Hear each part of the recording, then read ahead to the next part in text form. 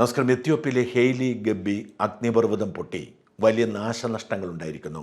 മരണസംഖ്യയെക്കുറിച്ചോ അത് പൊട്ടിയത് വഴി ആ നാട്ടിലുണ്ടായിരിക്കുന്ന ദുരന്തങ്ങളെക്കുറിച്ചോ ഒന്നും ഒരു റിപ്പോർട്ടും ഇതുവരെ പുറത്തു വന്നിട്ടില്ല.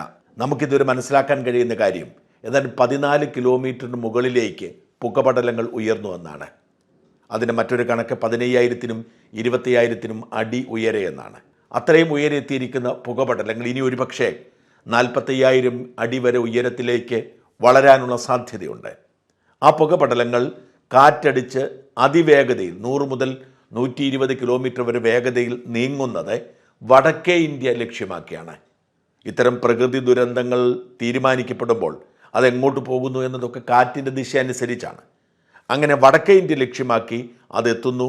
ഡൽഹിയിലും രാജസ്ഥാനിലും ഗുജറാത്തിലുമൊക്കെ ഇപ്പോൾ തന്നെ പുകപടലങ്ങളുടെ സാന്നിധ്യം ഉണ്ടെന്നും അത് കൂടുതൽ സ്ഥലങ്ങളിലേക്ക് വ്യാപിക്കാനിടയുണ്ടെന്നും ഇന്ത്യയുടെ വ്യോമഗതാഗതത്തെ കാര്യമായി ബാധിക്കുമെന്നുമുള്ള റിപ്പോർട്ടുകളാണ് പുറത്തു വരുന്നത്. അഗ്നിപർവ്വത സ്ഫോടനത്തിലുണ്ടായ ചാരവും സൾഫർ ഡയോക്സൈഡും പാറക്കഷ്ണങ്ങളും ഗ്ലാസ് കഷ്ണങ്ങളും ഒക്കെയാണ് ഈ പുകപടലങ്ങൾക്കൊപ്പം സഞ്ചരിക്കുന്നത്. എന്ന് വെച്ചാൽ വെറും പുക മാത്രമല്ല, അവയുണ്ടാക്കുന്ന അന്തരീക്ഷ മലിനീകരണം മാത്രമല്ല, ഈ പുക അപകടമുണ്ടാക്കാനും സാധ്യതയുണ്ട്. മനുഷ്യരുടെ കണ്ണിൽ പതിച്ചാൽ അതല്ല വിമാനങ്ങളുടെ എഞ്ചിനെയൊക്കെ ബാധിക്കാവുന്ന തരത്തിലേക്ക് ഒരു വലിയ ദുരന്തം സൃഷ്ടിക്കാൻ ത്രാണിയുള്ള പുകപടലങ്ങളാണിത്. അതുകൊണ്ട് തന്നെ വളരെ ജാഗ്രതയോടുകൂടിയാണ് ഇതിനെ എല്ലാവരും കൈകാര്യം ചെയ്യുന്നത്. പ്രത്യേകിച്ച് വിമാന കമ്പനികൾ. ഇന്ത്യൻ എയർപോർട്ട് അതോറിറ്റി കൃത്യമായ മുന്നറിയിപ്പ് കൊടുത്തിരിക്കുന്നു. ചില വിമാനങ്ങൾ കണ്ണൂരിൽ നിന്നും അബുദാബിയിലേക്ക് പറന്ന ഇൻഡിഗോ വിമാനം അഹമ്മദാബാദിലാണ് സുരക്ഷിതമായി ലാൻഡ് ചെയ്തത്. ദുബായിൽ നിന്നും കൊച്ചിയിലേക്ക് പുറപ്പെട്ട വിമാനമടക്കം പല വിമാന കമ്പനികളും അവരുടെ വിമാനങ്ങൾ റദ്ദ് ചെയ്തിട്ടുണ്ട്. മറ്റ് പലരും പല റൂട്ടുകളിലേക്ക് ഇത് തിരിച്ചുവിട്ടിട്ടുണ്ട്. ഏഷ്യയിലെ മിക്ക വിമാനങ്ങളും പാകിസ്ഥാൻ ആകാശത്തു കൂടിയാണ് പുതുതായി പറക്കുന്നത്. നേരിട്ട് പോയിരുന്ന ദിശകളൊക്കെ അവർ വേണ്ടെന്ന് വെച്ചിരിക്കുന്നു. അവിടെയൊക്കെ അപകട സാധ്യതയുണ്ട്. എന്നാൽ ഇന്ത്യക്ക് അതും ഒരു പ്രതിസന്ധിയാണ്. കാരണം ഇന്ത്യൻ വിമാനങ്ങൾക്ക് പാക് ആകാശത്ത് പറക്കാനുള്ള സാഹചര്യമില്ല.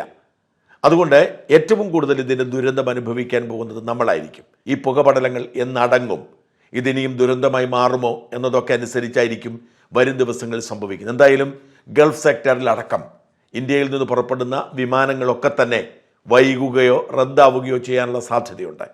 ദുബായിലേക്കും അബുദാബിയിലേക്കും ഒക്കെ യാത്ര ചെയ്യുന്നവർ അവസാന നിമിഷം ഒരിക്കൽ കൂടി ചെക്ക് ചെയ്യുന്നത് ഉചിതമായിരിക്കും. ഒരുപക്ഷെ വിമാനങ്ങൾ ഈ ദിവസങ്ങളിലൊക്കെ തടസ്സപ്പെടാനുള്ള സാഹചര്യം നിലനിൽക്കുന്നു. ഒരുപക്ഷെ പെട്ടെന്ന് തന്നെ പുകപടലങ്ങൾ അടങ്ങുകയും ദുരന്ത അവസ്ഥ മാറുകയും ചെയ്യാം. പക്ഷെ എന്തായാലും ഇപ്പോഴത്തെ അവസ്ഥയിൽ വിമാന യാത്രക്കാർ ഏറെ ജാഗ്രത പാലിക്കേണ്ടതുണ്ട്. 2010 ഐസ്ലാൻഡിൽ ഇതുപോലെ അഗ്നിപർവ്വതം ഉയർന്നിട്ട് യൂറോപ്യൻ രാജ്യങ്ങളിൽ ഏതാണ്ട് ആഴ്ചകളോളം വിമാന സർവീസുകൾ റദ്ദ് ചെയ്യേണ്ടി വന്നു. ഒരു വിമാനത്തിനും ആഴ്ചകളോളം യൂറോപ്പിലേക്ക് പോകാൻ കഴിയാത്ത സാഹചര്യമുണ്ടായി. ആളുകൾ പലയിടങ്ങളിൽ കുടുങ്ങിപ്പോയി. അത്തരമൊരു സാഹചര്യത്തിലേക്ക് പോലും വേണമെങ്കിൽ നീങ്ങാം. എന്നാൽ ഇതുവരെ അത്തരമൊരു അപകട സൂചന ആരും പുറത്തു പറയുന്നില്ല. അതുകൊണ്ട് അത്രയും വലിയൊരു ദുരന്തമായി ഇത് മാറിയേക്കില്ല എന്ന് കരുതപ്പെടുന്നെങ്കിൽ പോലും യാത്രക്കാരുടെ സുരക്ഷ പ്രധാനപ്പെട്ടതാണ്. വിമാന കമ്പനികൾ റിസ്ക് എടുക്കാൻ തയ്യാറാവില്ല എന്ന് തന്നെയാണ് റിപ്പോർട്ടുകൾ. എത്യോപ്യയിലെ റിഫ്റ്റ് താഴ്വരയിൽ 2 ഭൗമപാളികൾ കൂടിച്ചേരുന്ന ഇടത്താണ് ഹെയ്ലി ഗർബി അഗ്നിപർവ്വതം നിലനിന്നിരുന്നത്. 12,000 വർഷങ്ങൾക്ക് മുമ്പാണ് ഒടുവിൽ ഈ അഗ്നിപർവ്വതം പൊട്ടിയത്. 12,000 വർഷത്തോളം നിശബ്ദമായിരുന്ന അഗ്നിപർവ്വതം പൊടുന്നനെ ചലിക്കുകയും തീതുപ്പുകയുമായിരുന്നു. ഈ അഗ്നിപർവ്വത സ്ഫോടനം എത്രമാത്രം നാശനഷ്ടങ്ങൾ ഉണ്ടാക്കിയിട്ടുണ്ട് എന്ന് വരും ദിവസങ്ങളിൽ വ്യക്തമാകുമെന്നാണ് കണക്കാക്കപ്പെടുന്നത്. പലപ്പോഴും നമ്മൾ നമ്മുടെ ഭൂമിയെക്കുറിച്ച് വ്യക്തമായ ധാരണയില്ലാത്തവരായതുകൊണ്ടാണ് നമുക്ക് പലപ്പോഴും ഇത്തരം കാര്യങ്ങളെക്കുറിച്ചൊരു ആശയക്കുഴപ്പവും ആശങ്കയും ഒക്കെ ഉണ്ടാവുന്നത്. ഭൂകമ്പങ്ങളും അഗ്നിപർവ്വത സ്ഫോടനങ്ങളുമൊക്കെ നേരത്തെ തന്നെ നമുക്ക് മനസ്സിലാക്കാൻ കഴിയും. അതിനൊക്കെയുള്ള സാധ്യതകൾ എവിടെയാണെന്ന് തിരിച്ചറിയാൻ കഴിയും. അതിൻ്റെ ഒരു കാരണം ടെക്ടോണിക് പ്ലേറ്റ് അല്ലെങ്കിൽ ഭൗമ ഫലകങ്ങളാണ് ഇത്തരം അഗ്നിപർവ്വത സ്ഫോടനങ്ങൾക്ക് കാരണമാകുന്നത്. റിഫ്റ്റ് താഴ്വരയിലെ ഹെയ്ലി ഗബ്ബി 2 ഭൗമ ഫലകങ്ങൾ കൂടിച്ചേരുന്നിടമാണ്. ഭൂമിയുടെ പുറംപാളി വിഭജിക്കപ്പെട്ടിരിക്കുന്ന ഈ ഓരോ വിഭജന യൂണിറ്റുകൾക്കും സ്വതന്ത്രമായി ചലിക്കാൻ കഴിയുന്ന സംവിധാനമാണ് ഭൗമ ഫലകങ്ങൾ. 7 പ്രധാനപ്പെട്ട ഭൗമ ഫലകങ്ങളാണുള്ളത്. അവയെ ബന്ധപ്പെടുത്തിയാണ് ഭൂഖണ്ഡങ്ങൾക്ക് അല്ലെങ്കിൽ വൻകരകൾക്ക് നമ്മൾ രൂപം കൊടുത്തിരിക്കുന്നത്. എന്നാൽ ഇതിനപ്പുറത്തേക്ക് അനേകായിരം ചെറിയ ഭൗമഫലകങ്ങളുണ്ട്. അവ വൻകരകളെ വേർതിരിച്ചിരിക്കുന്നത് പോലെ വലിയ ഭൗമഫലകങ്ങളല്ല. പലപ്പോഴും ഇത്തരം ചെറിയ ടെക്ടോണിക് പ്ലേറ്റുകൾ കൂട്ടിയിടിക്കാറുണ്ട്. ഈ കൂട്ടിയിടിക്കുന്ന ആഘാതത്തിലാണ് ഇത്തരം അഗ്നിപർവ്വത സ്ഫോടനങ്ങളും ഭൂകമ്പങ്ങളുമൊക്കെ ഉണ്ടാവുന്നത്. എല്ലാ ഭൂകമ്പങ്ങളുമല്ല. അതുപോലെ തന്നെ കൂട്ടിയിടിച്ച് അകലാറുണ്ട്. ഇത്തരം അകലങ്ങളിലൂടെയാണ് വൻകരകൾ രൂപീകരിക്കപ്പെട്ടത്. ഭൂമിയുടെ ഒരു പ്രത്യേകത അതാണ്. നമുക്കറിയാം 2/3 വെള്ളമാണ്, അല്ലെങ്കിൽ സമുദ്രമാണ്. ഈ സമുദ്രത്തിൻ്റെ അകത്തുള്ള ഒരു ഘടനയാണ് കരകൾ. ദിവസവും കറങ്ങുകയും ചലിക്കുകയും ചെയ്യുന്ന ഒന്നാണല്ലോ ഭൂമി.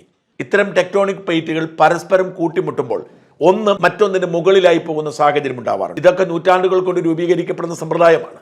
ഇങ്ങനെ കൂട്ടിയിടിക്കുമ്പോൾ പലപ്പോഴും പുതിയ കടൽ സൃഷ്ടിക്കപ്പെടാം.